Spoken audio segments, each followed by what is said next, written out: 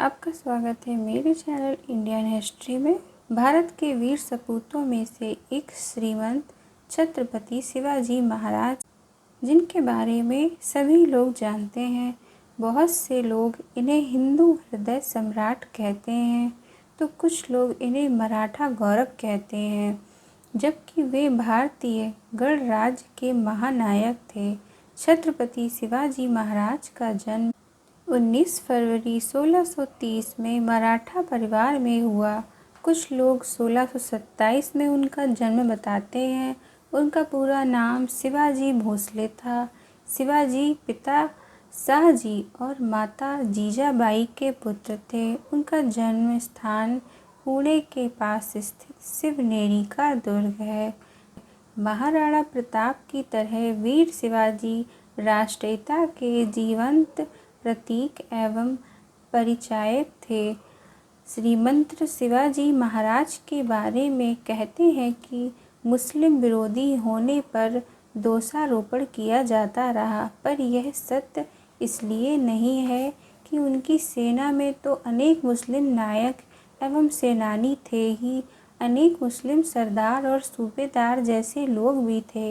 वास्तव में शिवाजी का सारा संघर्ष उस कट्टरता और उद्दंडता के विरुद्ध था, जिसे औरंगजेब जैसे शासकों और उसकी छत्र छाया में पलने वाले लोगों ने अपना रखा था। 1674 की ग्रीष्म ऋतु में शिवाजी ने धूमधाम से सिंहासन पर बैठकर स्वतंत्र प्रभुसत्ता की नींव रखी। दबी कुचली हिंदू जनता को उन्होंने भयमुक्त किया। हालांकि ईसाई और मुस्लिम शासक बल प्रयोग के जरिए बहुसंख्य जनता पर अपना मत थोपते अतिरिक्त कर लेते थे, जबकि शिवाजी के शासन में इन दोनों संप्रदायों के आराधना स्थलों की रक्षा ही नहीं की गई, बल्कि धर्मांतरित हो चुके मुसलमानों और ईसाई के लिए भयमुक्त माहौल भी तैयार किया। शिवाजी ने अपने 8 मंत्रियों को परिषद के जरिए उन्होंने 6 वर्ष तक शासन किया। उनकी प्रशासनिक सेवा में कई मुसलमान भी शामिल थे। उनका बचपन उनकी माता जीजाबाई के मार्गदर्शन में बीता। माता जीजाबाई धार्मिक स्वभाव वाली होते हुए भी गुण स्वभाव और व्यवहार में वीरांगना नारी थीं। इसी कारण उन्हें बालक शिवा का पालन पोषण रामायण, महाभारत तथा अन्य भारतीय वीरात्माओं की उज्ज्वल कहानियाँ सुना और शिक्षा देकर किया था। दादा कोड़देव के संरक्षण में उन्हें सभी तरह की सामयिक, युद्ध आदि विधाओं में भी निपुण बनाया था। धर्म, संस्कृति और राजनीति की भी उचित शिक्षा दिलवाई थी।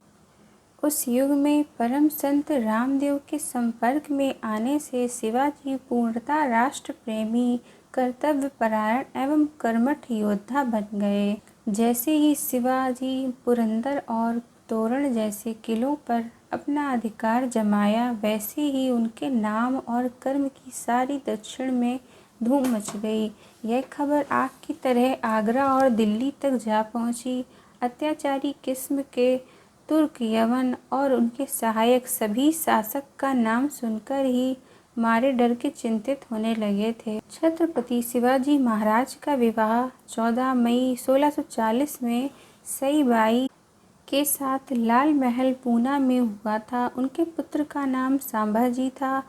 संभाजी उनके ज्येष्ठ पुत्र और उत्तराधिकारी थे, जिसने 1680 से 1689 ईस्वी तक राज किया। शंभूजी में अपने पिता की कर्मठता और दृढ़ संकल्प का अभाव था। संभाजी की पत्नी का नाम यशोबाई था। उनके पुत्र और उत्तराधिकारी राजा राम थे। संभाजी एक बार मुगलों से भी जा मिला था और उसे बड़ी मुश्किल से वापस लाया गया था।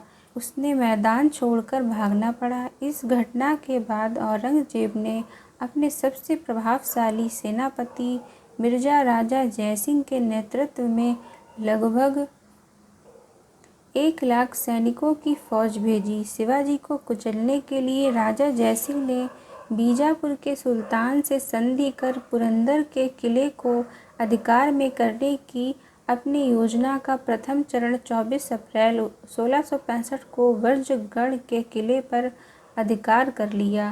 पुरंदर के किले की रक्षा करते शिवाजी का अत्यंत वीर सेना नायक मुरारजी बाजी मारा गया।